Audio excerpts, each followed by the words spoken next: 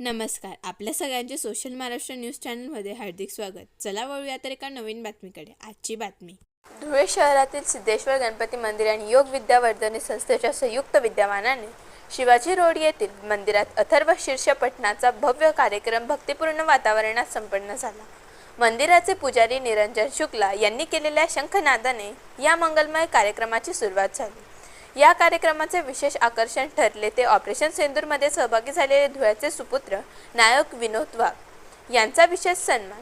योग विद्यावर्धनी संस्थेच्या प्रतिभा नवे, रंजना नवे आणि LCBचे अधिकारी चुनीलाल सेंदाने यांनी वाघ यांचा सत्कार केला. तसेच वीरमाता आशाबाई वाघ यांचा सत्कार मीना जयस्वाल यांच्या हस्ते करण्यात आला, ज्यामुळे वातावरण अधिक भावनिक झाले.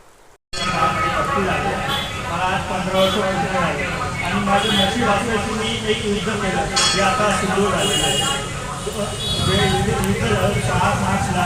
त्या दिवशी रात्री आम्हाला रात्री 12 वाजता माहिती पडली की युद्ध भारत पाकिस्तानचा बॉर्डरला. तर आम्हाला रात्री 12 वाजता मॅसेज मिळाला. आम्ही तसंच गेलो. तर आम्ही लगभग 7 दिवस ते युद्ध केलं आणि ते आम्ही जिंकले. आणि आम्हाला गर्व